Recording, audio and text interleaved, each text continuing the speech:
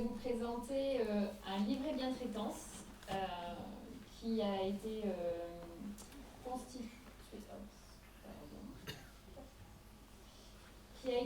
constitué par un groupe pluridisciplinaire inter-EHPAD en 2006-2007, piloté par une cadre de santé, donc Marie-Noëlle Lajudy, sur cette thématique-là.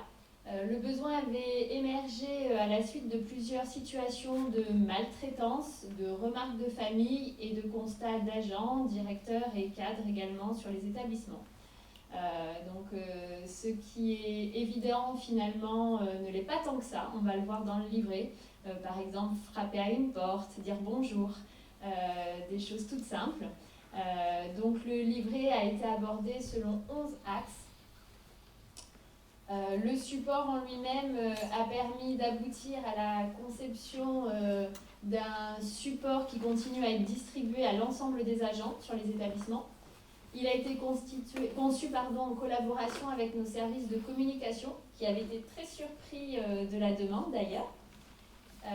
Et sur le terrain, par la suite, des simulations avaient également été programmées à la fin de chaque session avec des équipements pour que chacun puisse se rendre compte et prendre conscience des limites de la personne âgée, puisque nous, nos établissements accueillent des personnes âgées.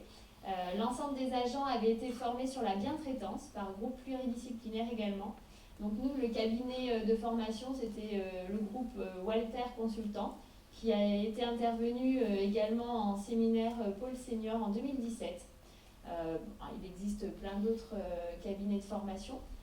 On a des référents également bientraitance qui sont désignés sur chaque établissement, pour lesquels les agents également peuvent venir s'adresser et adresser tous leurs questionnements. Alors, le livret en lui-même.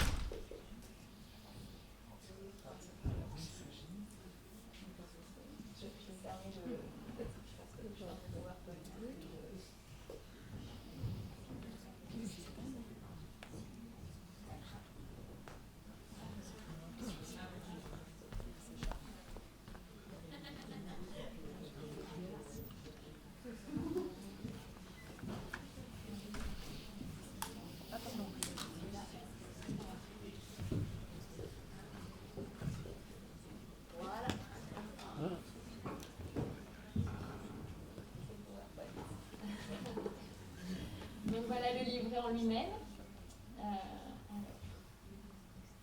Les 11 axes.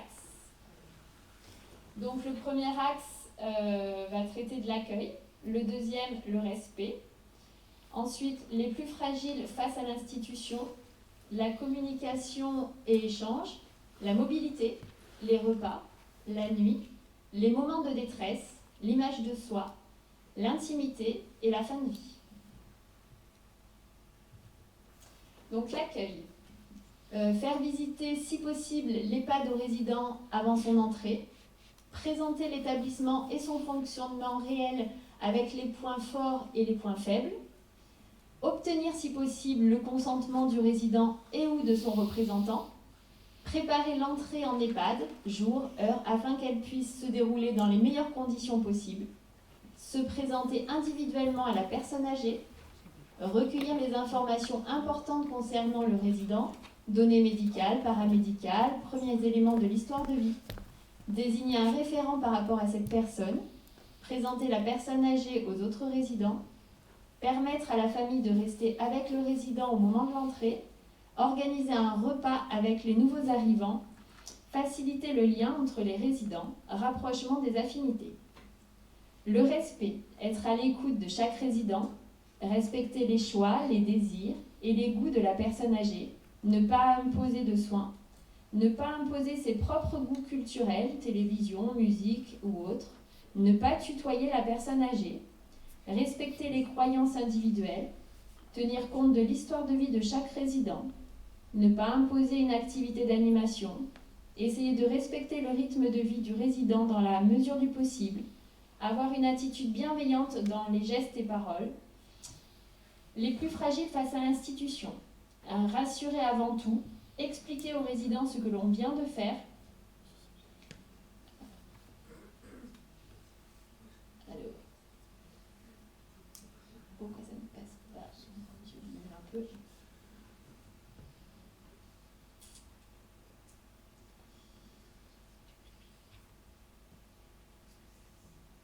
Ça c'est trop gros, ça c'est trop petit.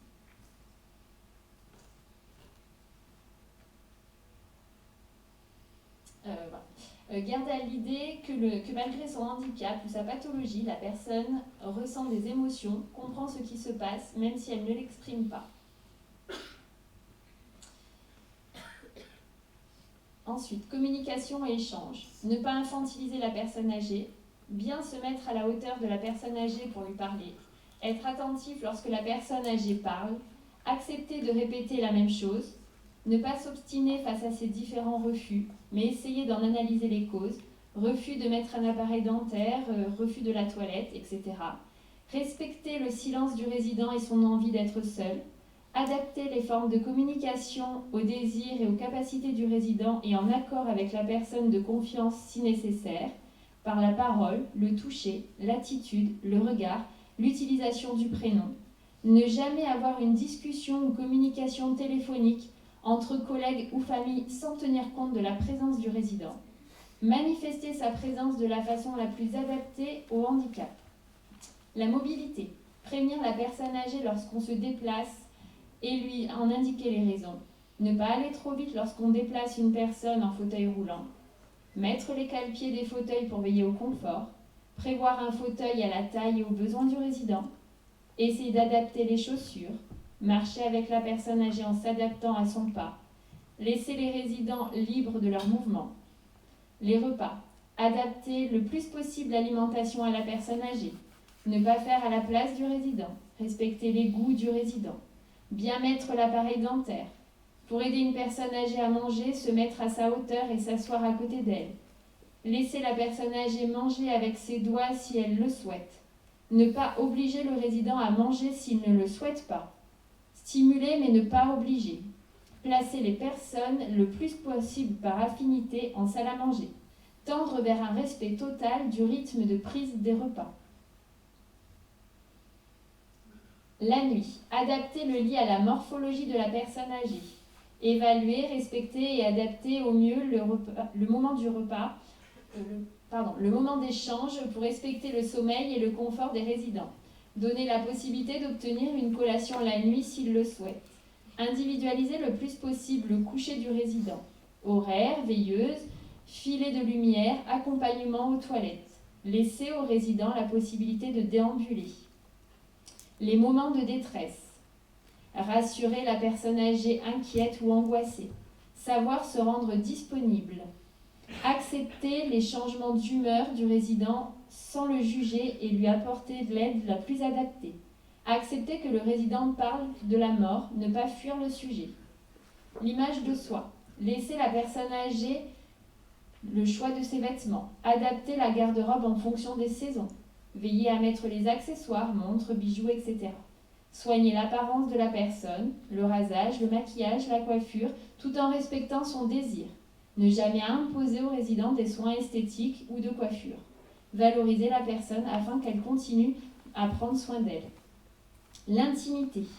Frapper avant d'entrer dans la chambre et attendre la réponse de ceux qui peuvent l'exprimer. Faire les toilettes en laissant la porte de la salle de bain et de la chambre fermée. Respecter l'ordre des objets que la personne âgée a organisés autour d'elle. Respecter les moments d'intimité de la personne âgée, toilette, temps de repos en chambre. Ne pas poser de jugement sur la sexualité du résident. Ne pas dévêtir entièrement la personne lors de la toilette. Fin de vie, respecter les croyances, la culture du résident. Être attentif à tous les signes de douleur, même s'ils ne sont pas dits, et chercher à les soulager. Utiliser tous les modes de communication, parole, regard, toucher. Être respectueux du résident, ce qui concerne ses dernières volontés. Donner la possibilité à la famille de l'accompagner dans ses derniers moments. Être présent lors de la fin de vie et continuer à communiquer. Veiller au confort, à l'apparence de la personne âgée en fin de vie. Voilà le livret qui est donné à chaque agent, puisque voilà, même si les choses sont complètement évidentes pour certains, pour d'autres c'est un petit peu plus compliqué à mettre en œuvre sur le terrain.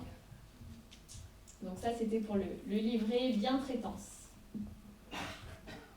Donc là je vais refaire bugger l'ordinateur.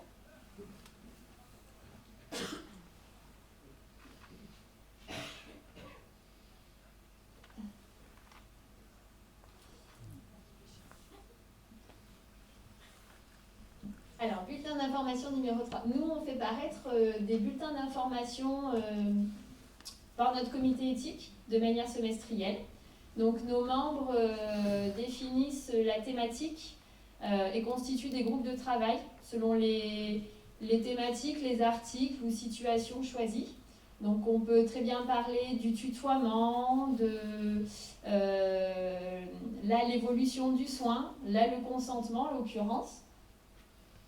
Donc, le groupe de travail qui a travaillé, qui a travaillé sur la situation en question, c'était un représentant des familles, un médecin coordonnateur, une assistante sociale, une cadre de santé et moi-même.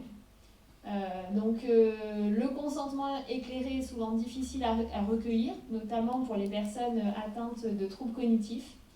Dans certains cas, régulièrement, les personnes et leur entourage se retrouvent confrontés à un choix d'établissement par défaut, suite à une hospitalisation et une impossibilité de revenir à domicile. Donc l'entrée en établissement doit se préparer vraiment en amont avec le médecin traitant et les intervenants auprès de la personne et également de son entourage. Sans cela, on va le voir, la diminution de l'autonomie du proche, de l'acceptation et également la résignation et la résilience paraissent très complexes. Alors, notre petit bulletin en question. Si vous voulez, j'en ai préparé quelques exemplaires, vous pourrez le prendre à la fin. Hop. Donc voilà, notre bulletin se présente de cette façon-là. Là, il traitait de nos élections, puisqu'on avait également refait nos élections à ce moment-là. Donc les premières pages étaient dédiées à cela. Et voilà notre article sur le consentement éclairé du résident lors de l'entrée en institution. On a vraiment décidé de se concentrer sur l'entrée en institution et on a préféré après traiter du consentement lors du soin, lors d'un prochain article. Alors on commence toujours par une petite citation. Donc pour celle-ci, c'était « Pour qu'un destin conserve sa grandeur et sa noblesse, il faut avoir le choix d'y consentir » de Madeleine Ferron. On a commencé par une définition. Il est nécessaire de partir d'une définition commune du consentement, celle du Larousse. Le consentement est l'action de donner son accord à une action, à un projet, acquiescement, approbation, assentiment. Alors, les différentes formes du consentement. Le consentement peut se retrouver sous différentes formes. Un consentement oral, qui peut être demandé dans un échange verbal, libre, sans contrainte, éclairé. Le projet était expliqué de façon claire, complète, compréhensible et appropriée à la situation de la personne. Écrit, qui se retrouve dans les actes médicaux, les interventions ou la recherche. Donc là, le code de déontologie médicale, l'article R 4127-36 du code de la santé publique. Ensuite, le consentement d'entrée et entrée en institution, ce que dit la loi, donc la charte des droits et libertés de la personne accueillie, l'arrêté du 8 septembre 2008. Donc la loi du 2 janvier 2002 indique que le résident doit exprimer son consentement légal pour tous les choix le concernant, entrée en établissement, changement de prise en charge, réorientation dans une autre structure. L'article 4, le consentement éclairé de la personne doit être recherché en l'informant par tous les moyens adaptés à sa situation, des conditions et des conséquences de la prise en charge et de l'accompagnement, et en veillant à sa compréhension. Ce choix ou ce consentement est également effectué par le représentant légal lorsque l'état de la personne ne lui permet pas de l'exercer directement. Ensuite, le journal officiel, donc du 10 juillet 2015, l'entrée en institution est soumise à la recherche du consentement de la personne âgée accueillie par le directeur d'établissement. Donc ça, on a vraiment souhaité le mettre parce que c'est vraiment très important également que le directeur d'établissement recueille le consentement de la personne accueillie. La charte des droits et libertés de la personne âgée en situation de handicap ou de dépendance. Donc l'article 1, toute personne âgée devenue handicapée ou dépendante est libre d'exercer ses choix dans la vie quotidienne et de déterminer son mode de vie. La famille et les intervenants doivent respecter le plus possible les désirs profonds et les choix de la personne tout en tenant compte de ses capacités qui sont à réévaluer régulièrement. L'article 2, toute personne âgée en situation de handicap ou de dépendance doit pouvoir choisir un lieu de vie adapté à ses attentes et à ses besoins. Lors de l'entrée en institution, les conditions de résidence doivent être garanties par un contrat explicite. La personne concernée a recours au conseil de son choix avant et au moment de l'admission. Donc, par ailleurs, selon la loi du 4 mars 2002 sur le droit des malades, l'avis médical est recueilli s'il y a impossibilité d'informer et dans les situations d'urgence. Le consentement selon la situation. Donc, les lignes précédentes ont démontré que la recherche du consentement était une notion très encadrée juridiquement. De nos jours, l'entrée en EHPAD se fait en fonction de l'autonomie physique et psychique de la personne âgée. Il faut savoir que moins de 1% des consentements sont recueillis avant l'entrée en EHPAD. Rôle du médecin traitant, psychologue, assistante sociale, directeur et aide-soignante.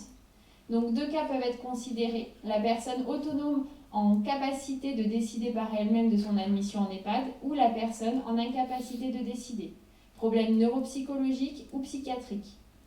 Alors, dans ce cas, des échanges entre le futur résident, la famille, la personne de confiance, le tuteur, le professionnel du parcours de soins sont nécessaires afin d'évaluer le bénéfice-risque d'une entrée en EHPAD.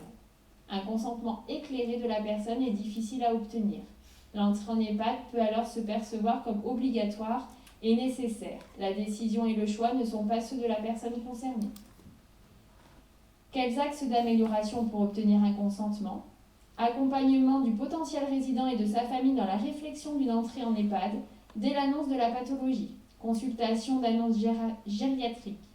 Rôle des équipes mobiles gériatriques dans cet accompagnement par anticipation de la perte d'autonomie. Visite préalable de différents EHPAD. Entrée par étapes, résidence autonomie, accueil de jour, hébergement temporaire. En conclusion, reprenons le discours du Dr Sicard, gériatre, qui pense que le consentement est tout sauf une procédure médico-légale, c'est avant tout un échange qui impose le respect de l'autre, de son projet, de sa qualité de vie, ainsi que la loyauté de l'information. Donc on a cité, pour aller plus loin, la place du consentement de la personne âgée lors de l'entrée en EHPAD, qui est disponible sur la bibliothèque Pierre, et également la revue de bioéthique de Nouvelle-Aquitaine. Il y a un article qui avait été fait dans le premier numéro. Et notre petite situation qu'on met à chaque fois dans tous nos bulletins, tout ce qui est fait pour moi, sans moi, est fait contre moi, de Nelson Mandela.